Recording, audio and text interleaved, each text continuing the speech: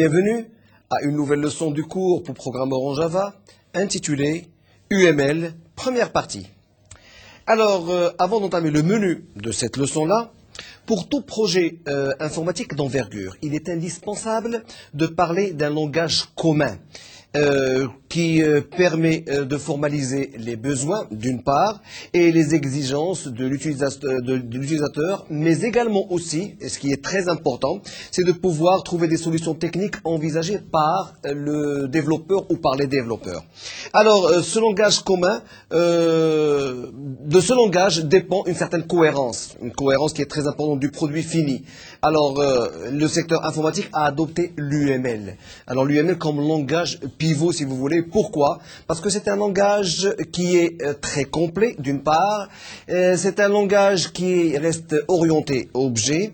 Et c'est un langage qui est indépendant de tous les langages de programmation. Parce que les autres langages de programmation, ils servent à réaliser, bien sûr, ou à une réalisation effective du projet. Alors maintenant, l'UML devient un élément incontournable. Alors, durant cette leçon, on va expliquer un petit peu toutes les étapes pour pouvoir, bien sûr, travailler avec le langage UML. Alors, tout de suite, le menu. On va voir une introduction, le cycle de vie du software, et on va voir quelques éléments graphiques conceptuels, le use case, les aspects statiques, les diagrammes, et on commence avec le premier point, l'introduction. Alors, en principe, l'UML n'est pas une méthode de conception, mais bien au contraire. C'est une notation graphique. Alors, normalisée de présentation de certains concepts pour modéliser le système objet. Alors, en principe, en particulier, l'UML ne précise pas une suite ou dans quel ordre, comment vont être suivis, si vous voulez, et la conception et les différents diagrammes. C'est ça l'avantage par rapport à d'autres systèmes de conception, c'est-à-dire que vous pouvez travailler les diagrammes comme vous voulez et qui restent indépendants. Alors, on va voir ça tout de suite. Alors, qu'est-ce que c'est que l'UML? C'est un langage graphique par représentation et c'est un système qui reste orienté objet. En utilisant une notation commune, des graphes, des nœuds, des arcs, ainsi que des relations visuelles. C'est un langage qui est extensible, qui est indépendant du processus. Alors, on va voir maintenant le cycle de vie du software. Alors, vous, en tant que programmeur, et comme vous devez le savoir, une application ou un programme donné, il a bien un cycle de vie, c'est-à-dire depuis sa création, sa conception, si vous voulez, jusqu'à sa maintenance et jusqu'à la fin de ce programme-là. Alors maintenant, effectivement, il y a plusieurs étapes. Il y a l'étape de conception et l'étape de programmation. Il y a parfois des étapes de programmation qui sont entamées bien avant l'étape de conception, et ainsi de suite. Alors, on va voir maintenant tout de suite un modèle en cascade. C'est-à-dire que, tout à fait au début, il y a un développement, donc on développe l'application, et c'est en développant l'application qu'on commence à analyser. C'est une chose qui est mauvaise en principe. On doit analyser d'abord avant de pouvoir programmer. Mais le problème qu'il y a, c'est qu'il y a peu de gens qui pensent à ça. C'est-à-dire qu'en principe, on doit penser tout d'abord à préparer un cahier de charge. Et puis, après avoir établi le cahier de charge, penser à l'analyser et sortir avec des éléments qui peuvent nous permettre de, bien sûr, entamer notre programmation. Donc, l'analyse reste une chose très importante qui doit être faite bien au préalable avant de pouvoir commencer la programmation. Alors, le développement, à partir du développement, donc, il y a l'analyse, il y a le projet, il y a la réalisation du projet, et puis le test. Mais malheureusement, il n'y a pas de feedback entre les étapes. Et c'est ce qui est très mauvais dans ce modèle-là. Alors, après avoir testé l'application, on la livre à l'usager, et après on commence à la maintenir. Et tout à fait à la fin, donc ou bien on pense à la développer encore davantage pour la garder, ou bien elle devient obsolète et on pense à développer une autre application. Alors maintenant, vous avez l'évolution. C'est toujours en cascade, mais avec certaines itérations. C'est-à-dire que on commence par l'analyse d'abord. Et puis, on passe au projet. Mais au niveau de la deuxième phase, qui est le projet, on peut toujours réaffecter d'autres informations pour pouvoir réanalyser le projet correctement. C'est comme le cycle du management d'un projet, c'est-à-dire que au niveau de chaque étape, nous avons des états de sortie, si vous voulez, des sorties qui vont servir comme paramètres d'entrée pour le processus avant. Et ça, c'est très important. Pourquoi? Parce que au niveau du projet, si on a besoin de quelque chose ou si on a dû oublier des choses, automatiquement on les réinsère au niveau de l'analyse pour pouvoir encore concevoir un très bon projet.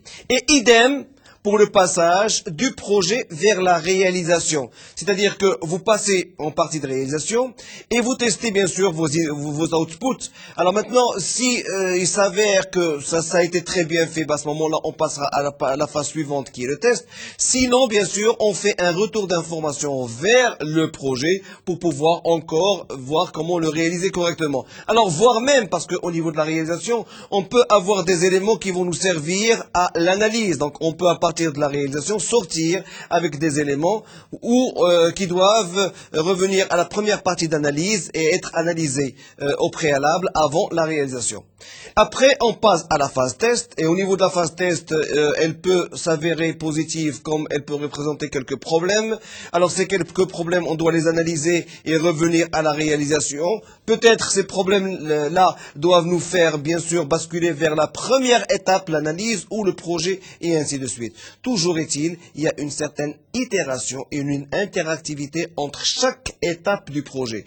L'analyse, on passe au projet, le projet on passe à la réalisation en pensant au sous-système avec lequel on doit travailler. De la réalisation, on passe au test, donc on fait des tests locaux avant de pouvoir les donner aux usagers.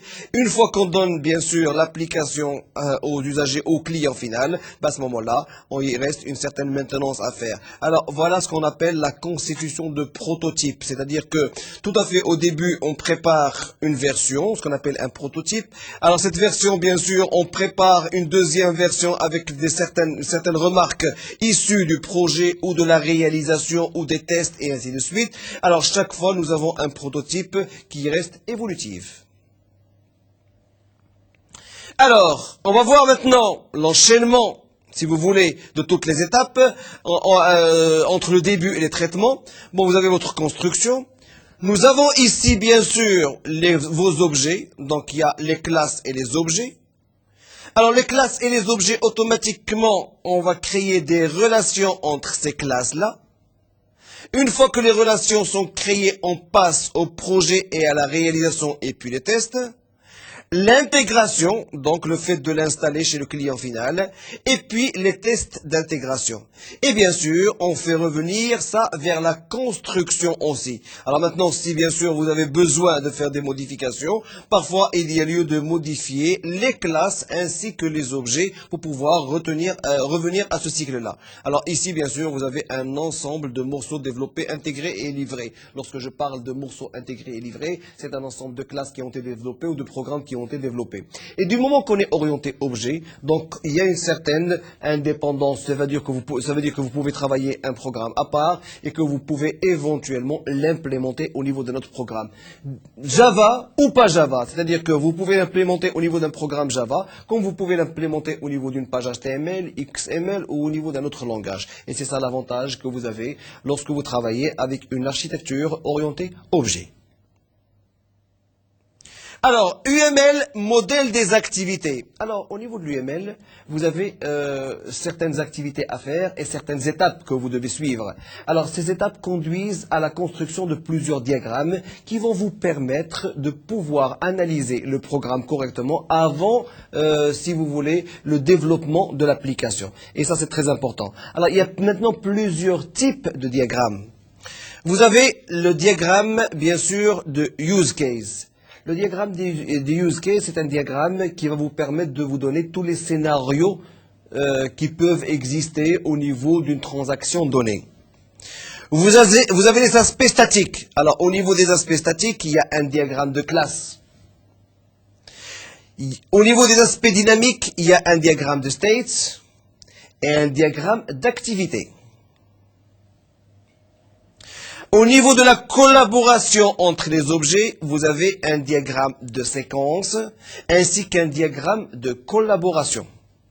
Et puis, lorsqu'il s'agit des aspects physiques, cette fois-ci, à ce moment-là, on aura besoin de diagrammes de comportement et les diagrammes de déploiement. Le use case. Alors, scénario, c'est une séquence d'activités pour une interaction utilisateur-système. C'est-à-dire que si vous avez la possibilité, si vous avez plusieurs possibilités et plusieurs scénarios entre le système, si vous voulez, ainsi que les acteurs ou les utilisateurs du système.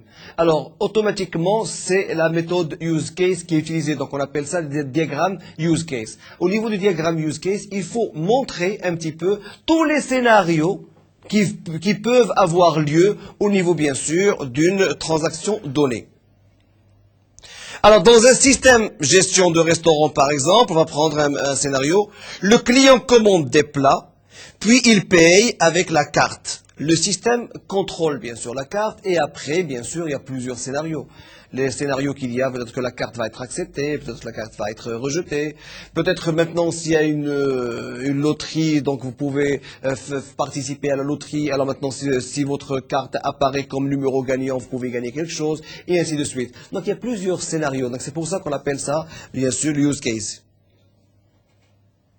Alors, vous pouvez avoir une carte refusée ou acceptée. Vous pouvez avoir un client tiré au sort pour une prime, si vous voulez. C'est-à-dire qu'une prime est octroyée au moment si vous êtes tiré au sort. Tout ça sont des scénarios, des alternatives. Alors, le use case, c'est un ensemble de scénarios liés par des fonctionnalités communes. Alors, le use case modeling, vous avez un acteur, celui qui interagit avec le système dans le cas humain, autre système. Alors, on va le voir ici dans un diagramme de use case. Vous avez un client avec son compte. Vous avez le manager avec son budget, avec les offres. Et vous avez le bailleur avec les risques que vous avez et une intervention entre le bailleur et les offres. Donc, vous voyez, c'est ce qu'on appelle un diagramme de use case. Un diagramme de use case, c'est un diagramme qui représente tous les scénarios que vous pouvez avoir lors d'une transaction donnée. Alors, description, cas d'usage, payer l'addition au restaurant. Alors, on va voir les étapes maintenant. Tout à fait au début, donc, on commande un plat. On demande le paiement avec une carte de crédit. On fournit la carte de crédit. Il y a le contrôle de la carte de crédit. Il y a l'autorisation, si elle est autorisée ou pas autorisée. Et bien sûr, il y a la délivrance du reçu si la carte a été acceptée. Alors, les relations entre les use cases maintenant, si vous voulez, entre les scénarios. Il y a une certaine généralisation avec bien sûr les caractères include et extend. C'est-à-dire qu'il y a des stéréotypes. Lorsque je parle de stéréotypes, et ça on l'a déjà expliqué tout à l'heure, c'est-à-dire que le fait d'avoir plusieurs scénarios, ce qu'on appelle le stéréotype. Donc vous pouvez avoir un scénario, et ce scénario-là, donc c'est un ensemble d'étapes qu'il faut passer si vous voulez, et ainsi de suite. Alors, le stéréotype, le client, vous avez le compte, bien sûr, vous avez la carte, et vous avez l'extrait et l'extraction. Donc ça, c'est un stéréotype, si vous voulez, c'est un scénario parmi les scénarios qui peuvent arriver. Et bien sûr, vous avez le client avec un extrait tout à fait à la fin. Alors, toujours entre les relations, entre les use cases, vous avez les includes. Vous avez des risques maintenant. Au niveau du bailleur, il y a un risque. C'est-à-dire que il y a une évaluation de la marchandise, il y a la partie offre, mais entre les includes que vous avez ici, vous allez pouvoir avoir aussi des risques. Alors, ces risques-là, si par exemple la carte est refusée, s'il n'y a pas assez d'argent, si vous voulez, de provision au niveau de votre compte, et ainsi de suite. Alors, use case modeling, donc analyste vers l'utilisateur, et puis vous avez la partie traitement qui va traiter toutes ces informations-là. Alors les stéréotypes, c'est un mécanisme d'extension du ML, créer de nouvelles constructions à partir de ceux qui existent. Alors, vous avez plusieurs scénarios, mais à partir de scénarios, vous pouvez créer d'autres scénarios. C'est ça l'avantage que vous avez.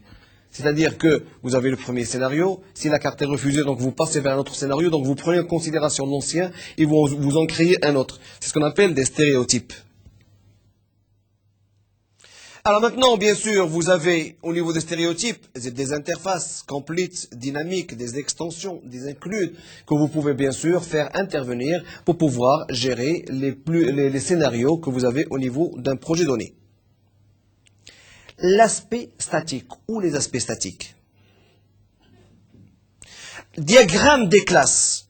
Ce sont des relations statiques entre les objets et les classes. Alors en principe, pour bien sûr les mouvements statiques, vous avez la possibilité de créer ce qu'on appelle un diagramme de classe. Un diagramme de classe, c'est-à-dire que c'est un diagramme où vont figurer les classes que vous avez, les différentes classes que vous avez, sinon les différents objets que vous avez, ainsi que les interactions qu'il y a entre ces classes-là et ces objets-là.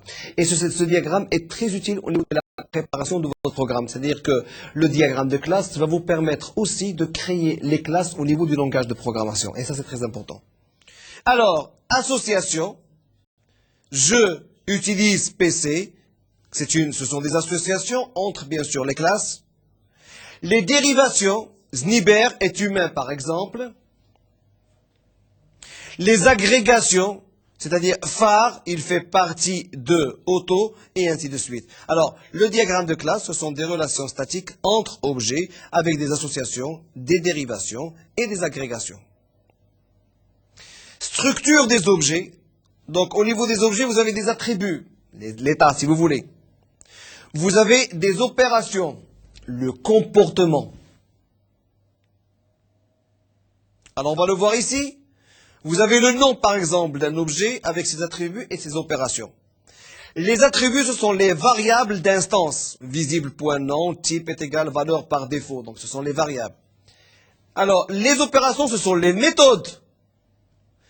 Et ça, on l'a déjà vu auparavant au niveau de la leçon précédente. On a vu les classes et les composants d'une classe. C'est-à-dire qu'une classe est composée de données, de variables, ainsi que de méthodes. Et on le retrouve au niveau de l'UML. Vous voyez la cohérence maintenant qu'il y a entre, bien sûr, la notation graphique UML et bien sûr les langages de programmation qui sont orientés objets.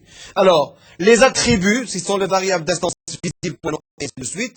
Et les opérations que vous voyez ici, ce sont les méthodes qui sont visibles, liste par, type, et ainsi de suite. Les associations, cette fois-ci. Alors, lorsque je parle d'association, ça veut dire que vous avez des objets.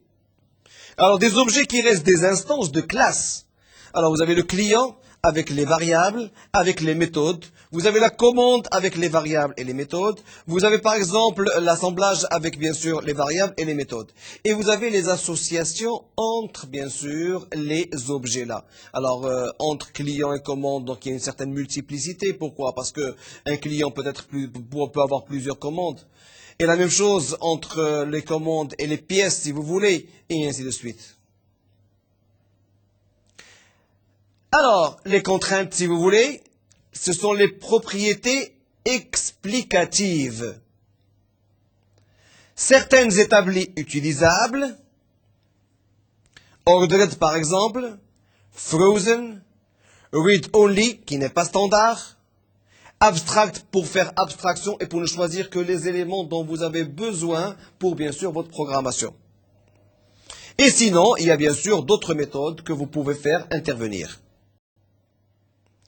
Alors maintenant, la généralisation. Alors vous voyez ici, on reprend les classes. Vous avez une classe client avec les variables et avec, bien sûr, les programmes, les petits programmes ou les procédures, ce qu'on appelle les méthodes, qui vont avec. Vous avez l'entreprise avec bien sûr toutes les informations conçues, et bien sûr, vous avez des informations ou des itérations entre les classes que vous avez ici. Vous pouvez avoir multiples, si vous voulez, contacts entre les objets, comme vous pouvez avoir des objets à simple contact.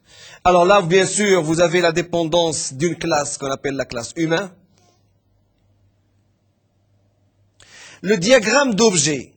Donc, c'est une photographie des objets actifs à un moment donné. Parce que lorsque vous êtes orienté objet et lorsque vous voulez programmer, vous programmez au niveau d'un instant donné. Donc, au niveau d'un instant donné, quels sont les objets qui doivent intervenir? Et c'est ce qui est très important. Alors, vous avez par exemple le calculateur, une fenêtre et le cercle. Si on prend l'exemple, par exemple, d'un programme qui va faire le calcul, si vous voulez, de l'aire ou du périmètre d'un cercle, si vous voulez. Alors, vous avez ici, bien sûr, des relations entre la fenêtre et le cercle, avec des attributs. Et bien sûr, vous avez l'analyse d'un autre point de vue. Donc, vous pouvez ajouter, il y a un moyen de déplacer et des attributs. C'est le plus important au niveau de ce diagramme-là. Alors, bien sûr, vous avez la possibilité de passer des attributs entre le calculateur et le cercle pour pouvoir, bien sûr, avoir le résultat final qui est le calcul de l'aire ou du périphérique du cercle-là. Et bien sûr, vous avez aussi une relation entre la fenêtre de dialogue, si vous voulez, du cercle et le calculateur. Les agrégations. Alors, vous avez votre polygone qui est là. Vous avez votre cercle qui reste une classe avec toutes les informations, les variables, ainsi que, bien sûr, les méthodes. Vous avez le style qui est entre les deux. Donc, vous avez une partie ici et vous avez le tout de cette manière-là. Et vous avez, bien sûr, le point ou les points ici avec, bien sûr, une certaine relation entre les deux, entre les polygones et les cercles. Ça s'appelle maintenant l'agrégation. Alors maintenant, effectivement, entre les polygones et le point, donc il y a une forte composition, alors qu'entre les polygones et ici, il y a une faible composition. Le diagramme des classes, les concepts avancés. Donc, programme objet avec scope de classe, instance, et les associations qualifiées. Il y a une certaine classification multiple et dynamique des éléments. Et puis, des classes d'association. Et l'interface est classe abstraite. Alors, la classification multiple et dynamique, on la voit ici au niveau de ce schéma-là. Vous avez la classe humain. Alors, la classe humain, à partir de ces classes, nous avons des sous-classes. Ingénieur, manager, salarié, si vous voulez, et ainsi de suite. Et à partir de là, vous avez des objets. Alors, des objets qui restent des instances de ces sous-classes-là. Alors, bien sûr, vous pouvez avoir des informations discriminantes, incompatibles au niveau de votre diagramme. Mais il faut toujours les montrer pour pouvoir, bien sûr, pouvoir les prendre en considération au niveau de votre programmation finale. Alors, l'interface est classe abstraite. Alors, vous avez votre polygone pour le calcul d'aire, qui va dialoguer avec toutes les figures géométriques, parce qu'ils dépendent, parce qu'un polygone, c'est une figure géométrique. Et puis, vous avez bien sûr tout l'interfaçage, la fenêtre, l'interfaçage, et bien sûr, toutes les possibilités que vous avez. Parce qu'au niveau de l'UML, en principe, vous devez montrer, et on va en voir un exemple concret au niveau de la leçon suivante. C'est-à-dire que vous devez prendre en considération tout ce qui va se passer au niveau de la programmation, tant au niveau calcul qu'au niveau présentation. C'est-à-dire que nous voulons calculer une surface, par exemple, d'un cercle, alors toutes les étapes à suivre. Même les étapes, si vous voulez, de l'affichage, il faut les mentionner. Il va nous falloir un écran. Cet écran-là doit nous mentionner, il doit nous donner un message. Ce message avec des boutons. Et tout ceci, il faut le prendre en considération pour que vos programmations soient complètes. Et enfin, vous avez bien sûr la fenêtre polygonale qui dépend bien sûr de la fenêtre d'interface, bien sûr avec laquelle l'utilisateur va dialoguer, et qui dépend bien sûr de la classe polygone qui elle-même est une sous-classe, si vous voulez, de la classe figure géométrique. Alors maintenant, si vous avez besoin d'informations complémentaires, vous pouvez toujours vous connecter au site de Netuno en cliquant sur le lien Mednetu.